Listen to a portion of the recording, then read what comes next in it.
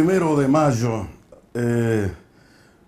un saludo cordial, afectivo, respetuoso a todos los trabajadores de buena voluntad y de buena fe que pueblan el territorio nacional y el de esta provincia Salta, que con su esfuerzo, con su apoyo, logran construir el futuro que necesitamos construir entre todos. No te voy a decir yo el que merecemos, ya te vas a dar cuenta por qué no voy a decir el que merecemos. Pero un saludo afectivo, cordial hacia todos y todas, como dicen ahora. El tema central de la semana esta que estamos cerrando tiene que ver con dos cosas. Primero, el tema de la salud y cómo se podía haber prevenido esta segunda ola para que la Argentina esté mejor predispuesta para soportarla, habida cuenta que hemos tenido la cuarentena más larga del mundo y que ha pasado más de un año desde aquel 20 de marzo del año 2020 en que el gobierno nacional instauraba la cuarentena porque el mundo estaba viviendo una pandemia. ¿Qué nos dejó eso? Ya lo sabemos a todos. Nos destrozó la economía y nos terminó destrozando el sistema sanitario y la salud. La Argentina tiene más de 63.000 muertos. Eso te está dando a las claras cuál es la situación que tenemos hoy, cuáles son los resultados que hemos obtenido luego del gobierno de Alberto Fernández y sus grandes asesores. Yo no estoy acá para denostar al presidente, pero sí para hacer observaciones que me parece que son prudentes, correctas y hechas siempre desde la razón y desde la justicia. Yo no hago política, hablo de política, pero no hago política. ¿Estamos?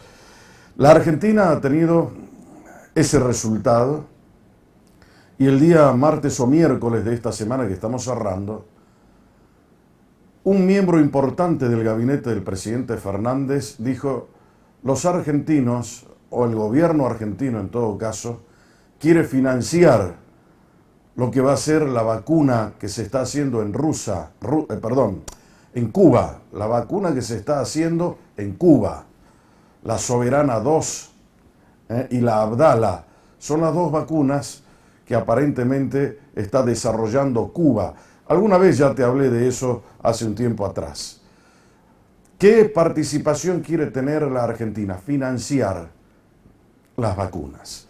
Todos sabemos que el gran problema de la Argentina hoy en el sistema sanitario y epidemiológico, que son dos cosas diferentes, tienen que ver con la improvisación y la imprevisión, las dos cosas que ha tenido el gobierno en forma recurrente para no obtener buenos resultados.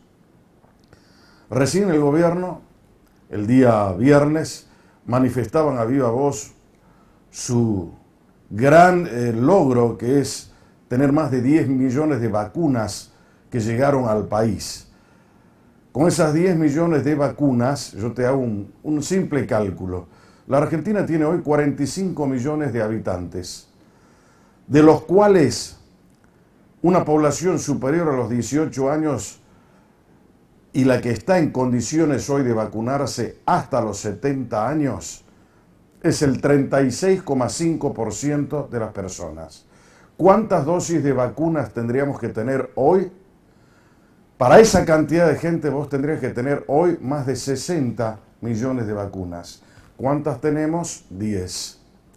¿Cuánto se vacunó hoy en la Argentina? El 2% de la población argentina tiene las dos dosis. Solamente el 2%. Bueno, estamos abajo. Los resultados son estos.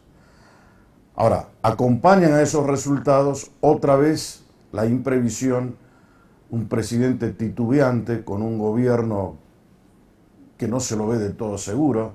Vamos a cerrar las escuelas, vamos a cerrar el AMBA, de 8 a 6 de la mañana nadie puede circular, el toque de queda, infringiendo inclusive derechos fundamentales como son los derechos humanos conculcados en la Constitución Nacional. Ni siquiera el tema epidemiológico o sanitario puede darse el tratamiento que le dio el gobierno nacional, porque para eso necesita una ley del Congreso de la Nación, tal como dice el texto constitucional. Si no hay esa ley del Congreso de la Nación para declarar lo que ellos han hecho, el toque de queda como paso previo a lo que es el estado de sitio, estamos en un gran problema. Por eso digo, cuando te advertía hace un momento de cómo los argentinos podemos intentar financiar a los cubanos la vacuna, tiene que ver con una serie de problemas que nosotros hemos venido soportando a lo largo del tiempo. La Argentina hoy tiene una deuda solamente con el Fondo Monetario Internacional de 45.000 millones de dólares. Esa deuda que Argentina hace pocos días atrás, de gira su ministro por Europa, el ministro de Economía Guzmán, dijo no la podemos pagar. Vino la vicepresidenta de la Nación, no la podemos pagar. El presidente, no vamos a pagar con el esfuerzo de los argentinos. Y la gente que te prestó la plata, de buena fe, ¿qué hace? Le debemos 45.000 millones de dólares al fondo. Es muy probable que a fines de este mes que vamos a comenzar hoy, o que estamos comenzando hoy, la Argentina puede entrar en un default. ¿Con quién? Con el Club de París. Otra vez un default con el Club de París, porque no pagamos las deudas que contraen nuestros gobiernos. Como si fuese poco, también tenemos problemas con los fondos de inversión que tienen los bonos argentinos, a los que también hay que pagar. ¿Me querés decir entonces de dónde va a sacar el dinero la Argentina para ponerse en situación de financiar la vacuna de Cuba, una aventura que nadie sabe dónde puede terminar? ¿Quién nos vio cara de financistas en el mundo? ¿De dónde sacamos los fondos? Tenemos una inflación galopante, tenemos el 43% de personas bajo la línea de pobreza, el 53% de chicos con necesidades básicas insatisfechas y pobres. Y todavía somos capaces de decirle al mundo que vamos a financiar la vacuna a Cuba. Y precisamente a Cuba, que es deudor de la Argentina desde la década del 70. Desde la década del 70. Allí había un gobierno peronista que le dijo, le vamos a prestar el dinero a Cuba. Nunca más lo devolvieron. Se fue acumulando la deuda, nadie sabe cuánto es hoy, pero es aproximadamente 5.000 millones de dólares que los cubanos nunca le pagaron a la Argentina, y tampoco hubo un gobierno firme que se los quiera cobrar. En el año 1995 hubo una renegociación de la deuda de Cuba hacia la Argentina, suplicándoles a los cubanos que paguen lo que deben, y nunca más se volvió a hablar del tema. Claro, ¿quién le iba a cobrar? A Fidel Castro. ¿Y cómo hacen los cubanos para no pagar? Son esas sanguijuelas que están en todo Sudamérica buscando a quien chuparle la sangre para sacar un rédito. Bueno, nosotros hemos caído en eso. Esos son los resultados que hoy podemos obtener. Pero para llegar a esto, que te estoy contando lo que debe la Argentina, lo que quiere financiar, hemos tenido gobiernos ineptos en la Argentina. Lamento mucho decirlo. Por eso al principio cuando te decía, no nos merecemos nada, estamos construyendo este día 1 de mayo con esfuerzo, con sacrificio, con tesón, con disciplina, el trabajo que dignifica al hombre, lo hace respetable y le da libertad. Eso es lo que te otorga el trabajo, libertad. Y no es para construir el destino que merecemos. Los argentinos todavía no merecemos nada. Eso que te dicen los políticos, somos merecedores de un destino, no somos merecedores, porque todavía no lo hemos construido. Podemos construirlo, podemos ser serios, podemos adoptar una posición de disciplina, de coraje, de valentía, enfrentar el futuro y ponernos a trabajar en serio, proponiendo la unidad nacional. tal vez allí, trabajando todos juntos y en serio, merezcamos algo. El año 1983, luego del advenimiento de la democracia moderna en la Argentina, la deuda de la Argentina era 45.000 millones de dólares o un poquito más. No se sabe a ciencia cierta, pero es entre 45 y 47.000 millones de dólares lo que dejaron los militares como deuda en aquella época que asumió el gobierno de Alfonsín. Alfonsín vino y te recitó el preámbulo de la Nación y todos lo aplaudieron y dijeron: es el padre de la democracia. Qué bien que habla Alfonsín, qué bien que nos representa. Evidentemente, el gobierno de Alfonsín, por lo menos en mi opinión, ha sido un gobierno de transición, que no era una cosa fácil. Entre lo que era la noche trágica y oscura de la, ¿qué te puedo decir?, cuestión militar en la Argentina, el famoso noche trágica de la dictadura militar, y lo que en definitiva era el advenimiento de la democracia. Se produjo allí la transición. Pero en el resto de las cosas, a Alfonsín le fue mal. Y eso quiere decir que si a él le fue mal al país. Alfonsín se tuvo que ir 6 meses antes y dejó un país en llamas, con un proceso hiperinflacionario. No hay que olvidarse de eso. ¿Y quién vino después? Vino otro demócrata, entre comillas, Carlos Saúl Menem, de una provincia pequeña, La Rioja, y le contó al país que $1 es igual a $1. Para terminar con el proceso hiperinflacionario de Alfonsín, imaginó junto a su ministro Domingo Cavallo que $1 era $1. A eso le llamaron la famosa ley de convertibilidad. Claro, los americanos, desde la época de su independencia en el año 1789, se dedicaron a trabajar con tesón, con disciplina, con planificación, con orden. No quebraron jamás su sistema institucional ni constitucional y lograron hacer que el dólar fuese no solamente la moneda de los Estados Unidos, sino la moneda del mundo. In God we trust, dice el dólar, mostrando lo que es la impronta de un país serio. Nosotros, que nunca tuvimos disciplina, que siempre tuvimos gobiernos inflacionarios, que imperó en la Argentina el dirigismo inflacionario desde los años 30 a esta parte, decidimos a través de un decreto que la moneda nuestra vale igual que $1. Imagínate cómo terminó eso, porque para financiar el famoso déficit del Estado de Menem había que seguirse prestando plata de afuera. Una bomba de tiempo. Así le entregó el bastón de mando a De la Rúa. De la Rúa, cuando lo saludó para despedirlo en la Casa de Gobierno, casi en un gesto antipático a Menem, le dijo: señor, le cedo el helicóptero, váyase urgente. Y llegó De la Rúa con la alianza. Esa alianza que en definitiva tampoco pudo gobernar bien. Incrementó la deuda externa de la Argentina, como lo había hecho Menem. Tuvo que llamar al ministro de Menem, Cavallo, para que lo ayude a seguir con el artificio de la ley de convertibilidad.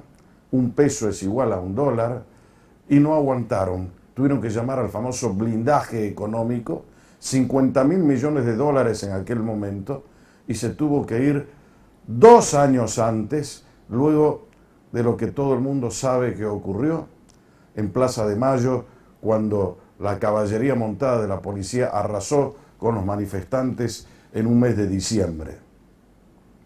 Y ahí, ¿quién asumió? Duhalde. Un hombre que venía del Senado de la Nación, había sido vicepresidente de la Nación, y comenzó a mentirle al pueblo argentino desde el momento mismo en que empezó a gobernar.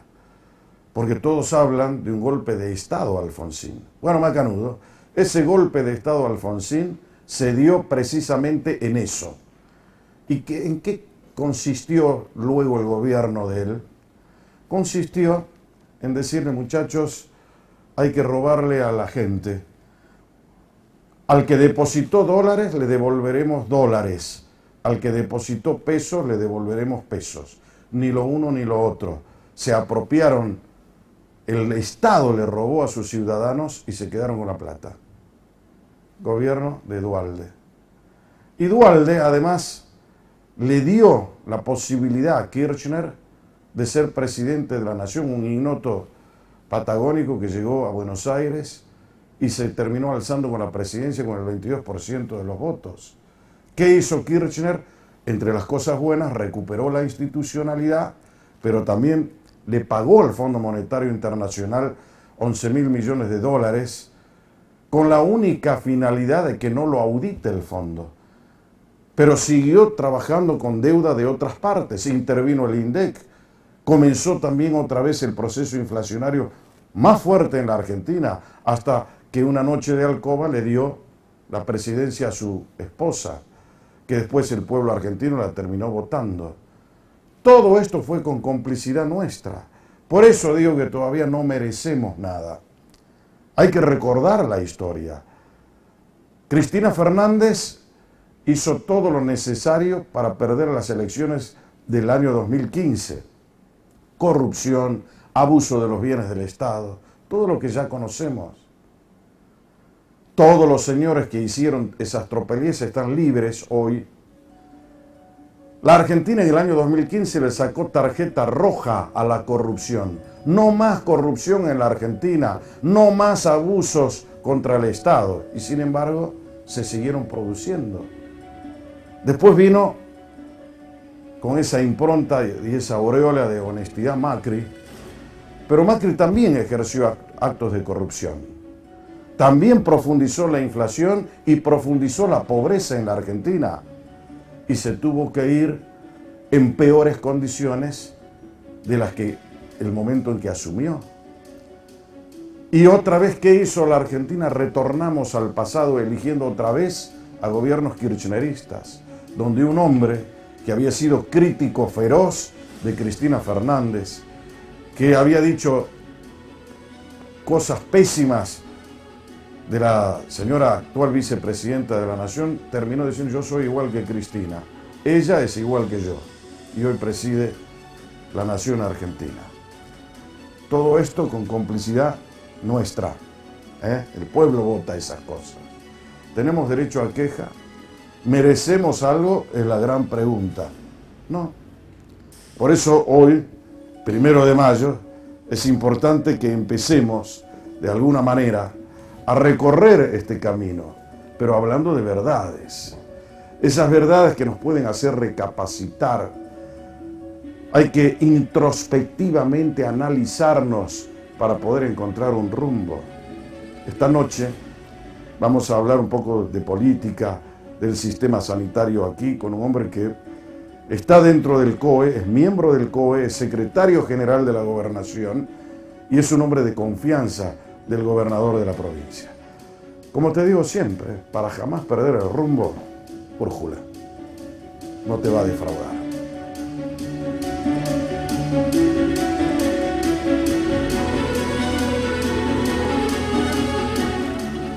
Muy bien, señores, ya estamos de retorno en Brújula Política para no dormir. Y como te decía hace un instante en la presentación, me acompaña esta noche el secretario general de la Gobernación, el doctor Posadas, que va a charlar con nosotros en esta noche de sábado, 1 de mayo, distendidamente. Matías, ¿cómo va? ¿Qué tal, Jorge? ¿Cómo estás? Buenas noches. Un placer tenerte acá, como siempre. Igualmente, gracias por la invitación. ¿Hace cuánto que sos miembro del COE? Desde que comenzó la emergencia sanitaria, marzo del año pasado, ya más de un año. ¿Y secretario general de la Gobernación? Desde el 10 de diciembre del 2019. Así es, y comenzó la gestión. ¿Y cómo te sentís en tu cargo hoy? No, bien. El secretario general de la Gobernación. Bien. Es un contexto muy difícil para todos. Para todos, claro. La parte, los que están en la parte privada, los que tomamos decisiones en la parte pública. Ha sido un año el 2020 y este 2021 también muy difícil, en donde hemos tenido que tomar decisiones en un contexto en donde lamentablemente no hay un manual que hacer en el caso de una emergencia sanitaria, en donde el mundo va descubriendo y redescubriendo cómo se comporta este virus, con consecuencias en esta pandemia tanto económicas como psicológicas, como en todos los ámbitos. Y ¿destrozó la planificación que tenía Sáenz para la provincia de Salta, si es que la tenía, el tema de la pandemia o no? no, yo creo que no. ¿Se está haciendo lo que Sí, el tenía planificado? dificultó Tal muchísimo. vez con alguna demora, ¿no? Dificultó muchísimo, sobre todo por la situación económica, pero el año 2020, a pesar de que fue uno de los años más difíciles de las últimas décadas, el gobernador continuó gestionando, ha conseguido convenios muy importantes, ha conseguido y ha definido obras muy importantes para Salta, y en paralelo nosotros en la provincia de Salta se ha logrado mantener una administración en términos financieros estable. Hemos cerrado el presupuesto y los números en la provincia han sido equilibrados. Eso es importante para poder justamente sostener los servicios del Estado, para poder tomar decisiones hacia adelante. Ha sido una provincia que ha reaccionado y ha podido tomar dentro de esta situación excepcional, muy difícil, medidas creo que oportunas en su momento. Hemos podido abrir las actividades cuando se debían abrir, hemos cerrado cuando necesariamente teníamos que hacerlo, pero creo que es una provincia que ha logrado equilibrar y ha tomado decisiones oportunas e inteligentes en el marco de esta pandemia tan difícil. Creo que hemos podido en ese sentido... Claro, lo más importante es esa palabra que acabas de decir, equilibrar. En algún momento yo creí que el gobernador estaba totalmente alineado con el gobierno nacional, con lo que inclusive el propio presidente decía, ¿no? Nosotros defendemos la salud, la vida, esto y el otro, y destrozaron el tema económico.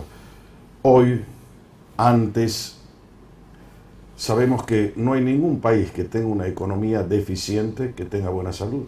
No, sin dudas, esto es, si no se hacen las cosas bien, es un círculo vicioso, digamos. Si uno no tiene un Estado que pueda dar buena cobertura de salud, que pueda dar salud, eso no ayuda al desarrollo económico. Si no tiene y posibilita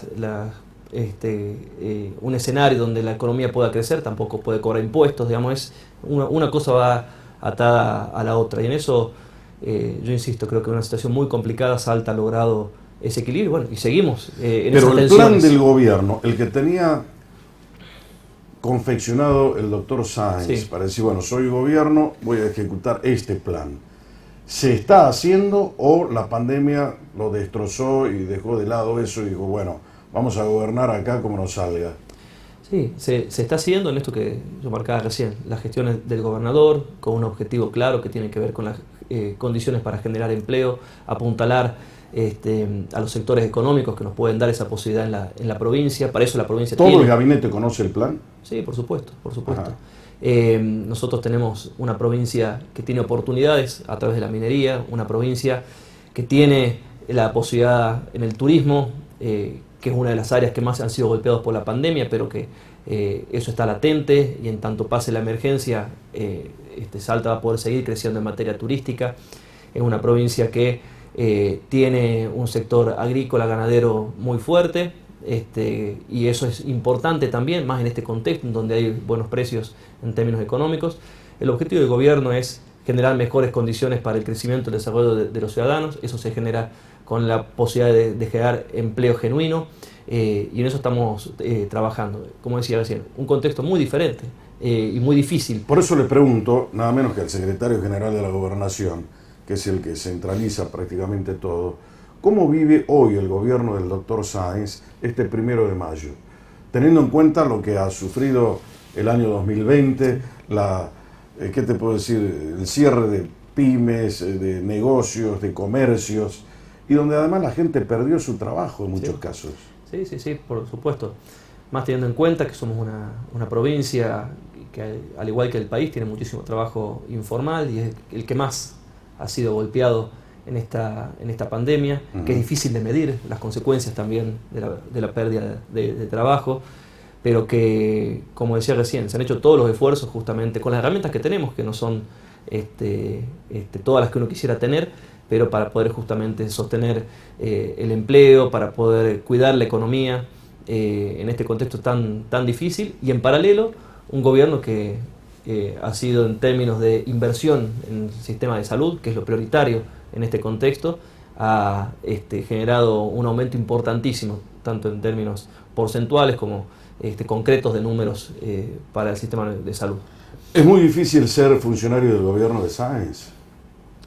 Es difícil ser funcionario y tomar decisiones en este contexto tan complicado en términos generales. Pero yo decía al principio, es una situación complicada para quienes tomamos decisiones en el ámbito público, pero también es difícil para quienes están en la parte privada. Esta pandemia es difícil para todos. Uno puede decir que es más difícil para unos que otros, es realmente difícil para todos. Cuando la provincia de Salta sale al mundo y dice queremos buscar inversiones, recién hablabas del tema minero. Bueno, a los mineros hay que irlos a buscar afuera, no están acá adentro.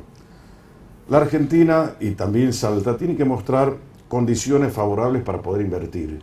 Nadie invierte su dinero, su capital, en lugares que sean inseguros o donde no se respete la ley o donde no haya seguridad jurídica o donde no haya mano de obra, la necesaria, para poder llevar a cabo ese emprendimiento.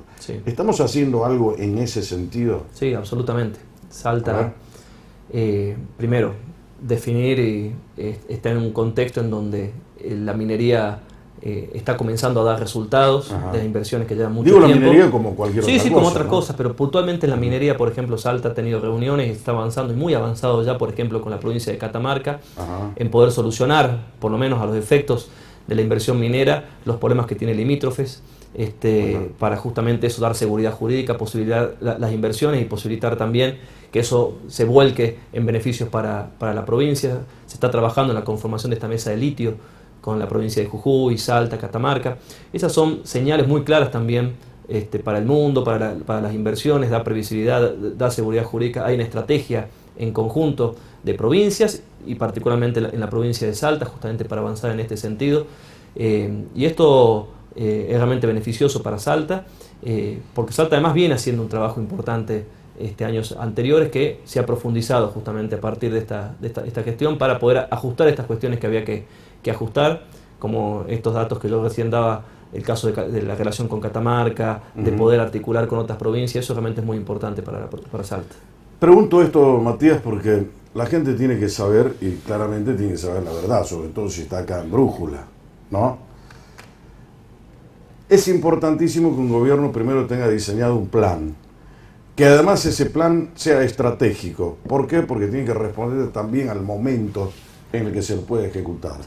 Todos sabemos que la pandemia terminó sorprendiendo a medio mundo, a todo el mundo, no a medio mundo. Y eso, de alguna manera, puede haber hecho perder la capacidad de respuesta que puede haber en la ejecución del plan que estaba previsto. Vos me decís que no, que está tal vez un poco más demorado, pero que se está llevando a cabo. Eso es absolutamente satisfactorio, porque hoy, 1 de mayo, lo que necesitamos todos es trabajar, necesitamos producir, necesitamos buscar un destino, necesitamos ser responsables con la familia que tenemos atrás, con la provincia que tenemos que sacar adelante y con el país. Entonces, en la medida en que no haya eso, lamentablemente tampoco vamos a encontrar el camino. Ha pasado ya 1 año y pico de la pandemia, me acuerdo, 17 o 18 de marzo, 2 días antes que la nación, la provincia, se anticipó al tema de la cuarentena. ¿Nos acordamos? El año pasado. De esa época a hoy, comparativamente, hemos evolucionado en el tema sanitario. ¿Qué quiere decir? Toda la infraestructura sanitaria, hospitales, clínicas, camas, respiradores artificiales, insumos, hemos mejorado nuestra capacidad de respuesta. Sí, absolutamente. Tanto en la parte pública como en la parte privada. Salta ha incrementado muchísimo su inversión en salud por este contexto, la necesidad obviamente, porque teníamos el sistema de salud en la provincia necesitaba una inversión, porque hay una fuerte desinversión tanto en Salta como en el país, de los sistemas sanitarios. Esta pandemia nos puso de frente justamente esa deficiencia y se trabajó en materia de recursos humanos para fortalecerlo, para ir avanzando en inversiones muy importantes en todos los hospitales. Lo que tiene que ver ¿Tenemos cifras y estadísticas de eso? Por ejemplo, ¿Cuántos respiradores teníamos en la época de marzo del año pasado y cuántos tenemos hoy? A ver, ¿Qué capacidad de oxígeno teníamos antes y qué capacidad de oxígeno tenemos hoy? ¿Cuántas camas teníamos antes y cuántas camas tenemos hoy? Sí. En el sector público y en el sector privado. Sí. Unidad de terapia intensiva pública y unidad de terapia intensiva privada. Sí. A ver, nosotros hemos prácticamente duplicado la cantidad de respiradores y de camas de terapia intensiva, tanto en el sector público como en el sector privado. Si no se puede crecer más es porque hay un limitante que es de recurso humano. Uno puede tener físicamente muchísimas más camas, puede comprar más respiradores, pero si no tiene los médicos y los enfermeros, sobre todo los médicos, que puedan atender esas camas, es muy difícil crecer. Y estamos justamente, hemos creado condiciones para que, en función de la cantidad de recursos humanos que tenemos, podamos tener esa cantidad de camas y de respiradores, y está trabajando aún para ampliarlo más. En materia de oxígeno, nosotros hemos prácticamente llevado la posibilidad de oxígeno centralizado a muchísimos hospitales que antes tenían el tubo ese al lado de la cama, ahora tienen de manera centralizada el oxígeno, y eso facilita y mejora muchísimo la capacidad de todos los hospitales públicos. Y abarata los costos también. Y abarata los costos, por supuesto, y sobre todo de logística, estar permanentemente yendo a cargar, eso también complicaba muchísimo.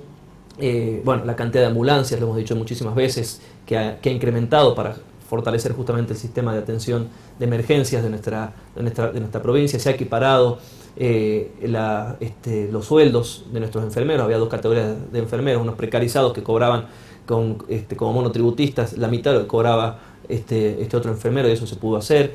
O sea, están todos cobrando igual, digamos, hay un sistema que igualó. Sí, el gobernador lo dijo, hay igual remuneración, igual tarea. Claro. Y esto pasaba que había dos sistemas distintos, digamos, dentro de los cobros, particularmente de ¿Y para los médicos? Para los médicos también se ha incrementado la cantidad de médicos, se está trabajando también. Porque ahora los médicos decían, bueno, la hora guardia, que nos levanten un poco. Sí, eso se está trabajando. Tenemos distintas horas guardias, uno de los hospitales gerenciados y otro de los hospitales comunes dentro del sistema. Hay una diferencia entre el cobro de las horas guardias, eso se está discutiendo justamente para buscar algún tipo de solución. Los hospitales, digamos, gerenciados son aquellos que son prácticamente autónomos, ¿no? Sí, tienen más capacidades justamente de recaudación, y eso también les permite pagar de una mejor manera las horas guardias de sus médicos, que eso genera algún tipo de desequilibro, digamos, de competencia entre los distintos hospitales. Pero todo esto se está haciendo con una provincia de autogestión, de autogobierno, como decía doña Tibia, y de autogestión, como le decimos hoy. Exactamente. Pero bueno, todo eso se fue haciendo en este contexto tan difícil, y hemos nosotros tenido un pico muy importante en los meses de septiembre, octubre, y nuestro sistema no colapsó, siendo una provincia con escasos recursos, con todas las deficiencias que tienen particularmente las provincias del norte argentino. Nuestro sistema no colapsó, hemos dado respuesta con telemédicos a través del 148, hemos logrado aceitar una serie de mecanismos importantes para que en esta emergencia, en esta situación tan excepcional, podamos dar respuesta. Y tenemos una capacidad mucho mejor. En toda la provincia. El caso de Tartagal, el caso de Orán, en toda la provincia. El caso de Metán. Sí, en toda la provincia. Metán se está terminando ahora con una obra que va a implicar mayores camas de terapia intensiva. En Orán también se amplió la capacidad de camas de terapia intensiva y respiradores. En Tartagal lo mismo. Todos los hospitales de la provincia han tenido un crecimiento muy importante. Los hospitales del Valle del Lerma, en Cafayate. Yo he recorrido varios hospitales con el presidente del COE, con Francisco Aguilar, y la verdad que se ha mejorado. Siempre falta. El Hospital de Güemes, la verdad, se ha organizado de una manera muy importante, unos hospitales más importantes de la provincia. Pero bueno, se han generado condiciones, se ha mejorado, falta todavía muchísimo por hacer, digamos. Uno ve que hay muchas deficiencias todavía, pero la comparación de hace un año atrás con la actualidad ha sido un fortalecimiento muy importante del sistema de salud. Y lo más importante, el recurso humano, que ha dado respuesta y ha tenido mucha capacidad de adaptación, de poder justamente adaptar la atención en los hospitales en esta emergencia, y son sin duda que los principales protagonistas de toda esta situación. Bueno, un pantallazo general sobre todo el sistema, con un hombre que en definitiva pertenece al COE y que cualquier decisión que va a tomar el gobierno consulta a ese organismo, que es el principal organismo asesor del gobierno provincial o del Poder Ejecutivo provincial para tomar decisiones, pero el COE no decide por sí mismo. No, el COE sí, tiene delegadas funciones y facultades. Un tema que por hoy no se sabe mucho. El COE en Salta, y es parte también y creo que es un dato positivo para la provincia de Salta. Está creado por ley acá en Salta. En esa ley la integración del COE está definida con algunos ministros, pero están integrados representantes del Poder Judicial, del Ministerio Público, participa el Consejo Económico y Social, participan legisladores tanto el oficialismo y la oposición. Eso nos permite tomar decisiones con amplia legitimidad, con aportes importantes de todos los sectores. Yo quiero destacar porque, como decía recién, al Comité Operativo de Emergencia en Salta lo integran legisladores del oficialismo y también de la oposición. Y acá en Salta, esa grieta política en las decisiones que por ahí vemos a nivel nacional no se ve porque justamente hay un aporte importante de todos los sectores. Y eso es mérito también de dirigentes de la oposición, en este caso de legisladores, que sin ningún tipo de especulación política participan, brindan soluciones, incluso son médicos. No, está bien que tenga esa libertad, indudablemente, porque le permite ser tal vez más eficiente en la rapidez y en la respuesta. Pero nosotros no lo elegimos al COE, nosotros hemos elegido un gobernador. El gobernador es el que tiene que dar la respuesta acá a la gente. Nosotros suponíamos que el COE era un equipo asesor del gobierno, que va a decir, por ejemplo, vamos a clases. Ah, no, el COE decidió que haya clases. A ver, esperemos un minuto, ¿cómo es el tema? Los comités operativos de emergencia es una herramienta que han utilizado todas las provincias justamente para poder apoyarse, no solamente buscar legitimidad en una discusión amplia, sino también particularmente técnica y científica. Al COE también lo integra la directora de epidemiología, por supuesto el ministro de Salud. Salud. Más allá de la gente que lo integre, quiero ver, hablamos ya de legitimidad. Y el gobernador participa a través de sus ministros que forman parte del COE. Sí, está bien, de acuerdo. Directa, nosotros somos pero no ejercen, los ministros no ejercen el poder ejecutivo. Tenemos delegados, funciones que el gobernador nos ha delegado, pero en definitiva eso es las funciones del gobernador. Que la gente lo sepa. Porque nosotros hemos elegido un gobernador. Ese gobernador es el responsable. Nosotros no podemos culpar al COE por lo mal o bien que nos va. No, en ese sentido hay que ser absolutamente el Poder Ejecutivo claro, es unipersonal en la figura del gobernador, pero hay una organización administrativa que indica que el gobernador delega las funciones que él tiene en sus ministros, por eso está la ley de ministerios. Y a través de esa organización nosotros como ministros participamos y representamos por supuesto al gobernador en ese comité operativo.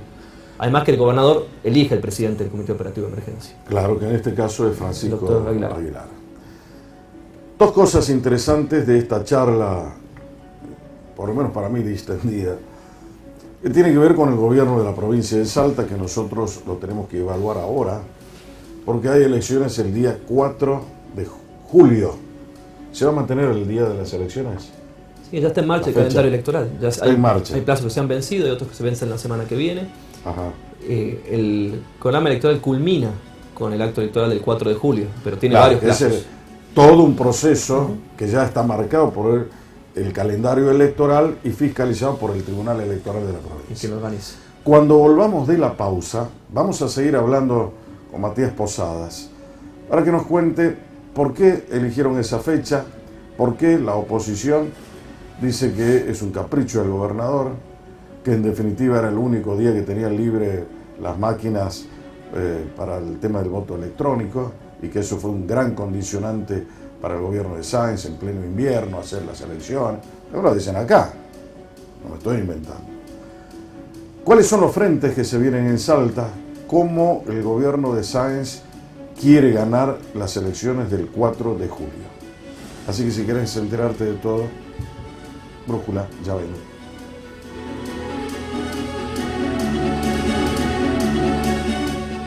Estamos de retorno en Brújula, Política para no dormir, compartiendo esta noche de sábado 1 de mayo con Matías Posadas, secretario general de la Gobernación. ¿El 4 de julio, una fecha caprichosa o es una fecha razonable para hacer elecciones? Es una fecha que tiene que ver también con el calendario electoral nacional. Ajá. El proceso electoral nacional comienza en el segundo semestre. Nosotros, para no superponer las fechas y para poder mantener nuestra autonomía y la tradición en Salta de tener elecciones de manera independiente, porque además tenemos un sistema electoral distinto en el sentido de que a nivel nacional es el voto papel tradicional, ya que en Salta es la boleta única electrónica. Entendimos que bueno, el mes de julio era justo el plazo máximo antes de que comience el proceso electoral nacional, que comienza por lo menos hasta el día de hoy, en el mes de agosto. Por ahí algunos sectores plantean, bueno, ¿por qué no se unifican? Pero a nivel nacional se postergó un mes las elecciones. Todavía no, se tiene que discutir legalmente, es una cuestión que salió. Ahora, nosotros definimos en enero justamente en función de esa situación. Viendo también el mundo, digamos, a nivel mundial, la mayoría de los países y las elecciones que han pasado en el mundo se han sostenido en las fechas en las que se ha convocado, en algunos lugares se ha votado.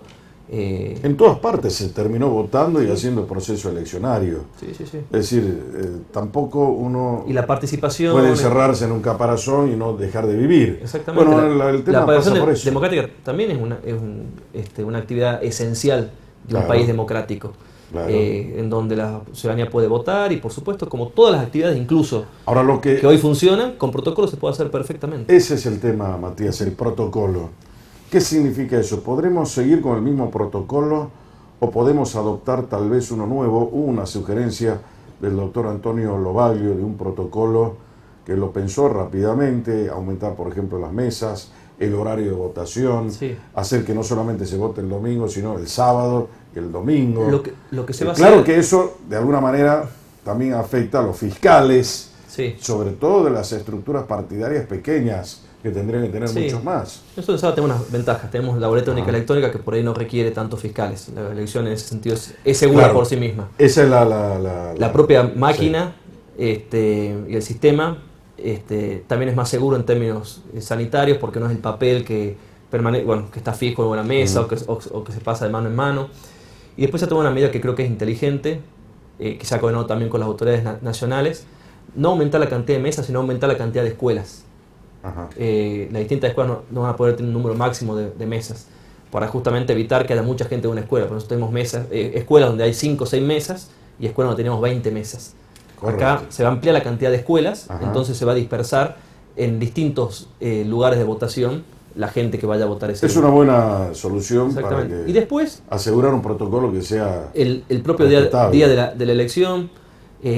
Las escuelas son lugares abiertos, ventilados, que si hay filas se respetan por supuesto los 2 metros, las autoridades de mesa con el barbijo y la distancia, el alcohol en gel en cada mesa. No es una actividad muy diferente a ir a un banco, a hacer una fila para ingresar al supermercado o alguna otra actividad. Por supuesto los cuidados y las cuestiones puntuales que habrá que determinar. Y por supuesto requiere también de la colaboración de los partidos y los frentes electorales en lo que va a ser la campaña electoral, que tengan campañas que sean prolijas, que cumplan los protocolos. El acto eleccionario, el Tribunal Electoral lo va a organizar y va a garantizar los protocolos. Los partidos y los frentes tenemos que garantizar justamente que ese mes de campaña realicen y puedan llegar con sus propuestas de una manera novedosa, respetando los protocolos y obviamente los grandes actos electorales que en algunas ocasiones se organizan o caminatas con mucha gente. Bueno, eso obviamente no se podrá hacer y tendrán que adaptarse a la situación como se está adaptando a las distintas actividades económicas, industriales, culturales, deportivas en el país. Bueno, hablamos hace un momento del calendario electoral, de todo el proceso que culmina el día 4 de julio con las elecciones formales, donde cada uno de nosotros va a ir a la máquina electrónica y va a emitir su voto. No se puede infringir el calendario electoral y tampoco los partidos políticos están autorizados todavía a hacer campaña electoral, ¿verdad? Así es un mes Por lo antes. tanto, aquellos que estén haciendo campaña electoral hoy, visitando los barrios, llevando barbijos o cualquier tipo de cosas, colgando carteles o haciendo pintadas, o haciendo pintadas o apareciendo de cualquier modo camuflados. o camuflados, están infringiendo la ley electoral. En la vida hay que tener un poco de ética, mis queridos amigos. No se trata acá solamente de los principios legalistas, se trata de ser serios y de tener un poco de comportamiento ético, ¿no? Se va a penalizar eso como está previsto por la ley. Sí, tiene la facultad del Tribunal Electoral de hacerlo, digamos. Pero bueno, hemos visto que hay, como recién decías, digamos, campañas camufladas, políticos que se disfrazan de periodistas para llevar sus propuestas y periodistas que se disfrazan de políticos para llegar. Pero bueno, es parte de esto también pero no debería ser así. No debería ser, ¿no? Pero bueno, en definitiva, la sociedad siempre es la que ordena también, habilita o castiga estas situaciones. ¿Cómo están los frentes electorales, Matías? Sobre todo en el caso del oficialismo. El oficialismo tenía un solo frente, Sí. pero sin embargo ese frente terminó dividido. No sé si se va a atomizar, pero por lo menos hoy Sí. se entiende que va a haber dos frentes que responden al oficialismo. Sí, a ver, formalmente el próximo miércoles 5 vence el plazo para presentar frentes electorales. El oficialismo ha ampliado su base de sustentación, no solo la misma cantidad de partidos y dirigentes que acompañaron a Sainz en el 2019, sino que hoy hay un espacio mucho más amplio. Se han incorporado partidos y dirigentes que antes no estaban acompañándolo, y creo que eso es muy bueno. ¿Y por qué? Porque tiene que ver con mayor legitimidad, tiene que ver con mayor consenso.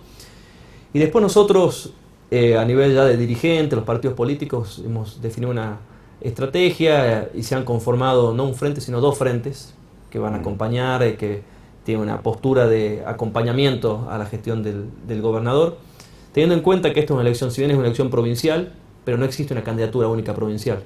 Los candidatos van a ser departamentales, tanto senadores, diputados, bueno, después municipales, los concejales, o los constituyentes son departamentales. Entonces, también hay que tener en cuenta la realidad departamental. Nosotros tenemos dirigentes, partidos... Pero ¿en qué va a variar para el elector eso? No, El elector va a ver lo mismo. No, seguro, va a tener la oferta electoral, no sintetizada en un solo frente, sino a partir de dos frentes que tienen matices, que tienen miradas diferentes, que tienen... ¿Cuáles son los dos frentes? ¿Cómo podemos individualizarlos? ¿Y cómo están integrados en todo caso? Bueno, se va a terminar de constituir el 5 de... Pero más o menos como para una cierta orientación. Bueno, hay el Frente Unidos por Salta. Ajá. No sé si todavía está formalizado alguno de los dos frentes en el Tribunal Electoral, pero el Frente Unidos por Salta está integrado por el Partido País, el Partido Primero Salta, el Partido Salta Nos Une, Todos por Salta, el Partido Conservador Popular y después otros partidos más. El Frente Fuerza Salta está integrado por el Partido Memoria y Movilización, por parte que es el partido del vicegobernador Antonio Marocco, por el Partido Justicialista, por el Partido Libres del Sur. Bueno, son básicamente algunos de los partidos que integran también ese... Bueno, hay algunos frente. sellos de goma también ahí adentro. Hay agrupaciones municipales, hay partidos más representativos, menos representativos, hay partidos nacionales y hay partidos provinciales. Está bien que haya... La democracia permite... La democracia es libertad, esencialmente. Todo el mundo puede hacer partidos políticos. Pero para tener legitimidad tiene que tener representatividad. Y para tener representatividad tiene que tener una base electoral. Hoy son 4.000 firmas o adiciones como mínimo para funcionar. Claro que eso se compra, se alquila, todo el mundo sabe lo que hay en el mercado. Lo triste es detectar que hay algunos sellos de goma en algunos frentes. Sí, por eso hoy nuestra democracia, más que democracia de partidos, es una democracia de frentes electorales. Porque nosotros la hicimos hoy de frentes. Sí, porque se atomizó la representación en varios partidos. Ese es el tema. Y se ordena con frentes electorales. Los partidos trascienden, digamos, la elección, pero se organizan y se complementan con frentes electorales. Y creo que, digamos, con esta base de sustentación tan amplia del oficialismo, ¿quiénes son los opositores en Salta? ¿O quién es, en todo caso, la oposición? Porque la oposición puede estar constituida por un bloque importante que es totalmente diferente a ser opositores. Hay muchos opositores individuales, pero que hagan una oposición es otra cosa. Yo creo que la oposición en Salta está en una crisis. De hecho, no se visualiza una clara oposición. ¿Contribuyó el oficialismo para esa crisis? No, yo creo que tiene que ver con que han hecho una mala elección en el 2019, porque no logran todavía encontrar un liderazgo que los ordene, hay una suma de voluntades. Y que los aglutine. Hay opositores, tampoco. por supuesto, en Salta, pero no hay una oposición. Por eso digo la diferencia entre opositores y oposición. Yo creo que se equivocan porque algunos piensan que colgándose de discursos nacionales pueden tener éxito en la política provincial, quieren traer siempre la discusión nacional, incluso la grieta, quieren traerla a la provincia de Salta, y en Salta ya hace muchos años la política ha girado más por la política local, la definición y el debate sobre las políticas a nivel provincial ha girado más sobre una mirada más local que tiene la ciudadanía. Nosotros en el 2019, que se elegía presidente a nivel nacional, planteamos con claridad que el proyecto que encabezaba Gustavo Sainz era un proyecto provincial, más allá de las miradas nacionales, que no las desconocíamos porque son parte de la discusión, pero priorizando la mirada provincial, y es lo que seguimos haciendo también ahora. Y yo creo que se equivocan muchos opositores porque intentan trasladar la discusión nacional, la polarización nacional a la provincia de Salta, y no tienen eco y no tienen un plafón en la ciudadanía para poder justamente crecer en ese ámbito. ¿El justicialismo en cuál de los frentes está?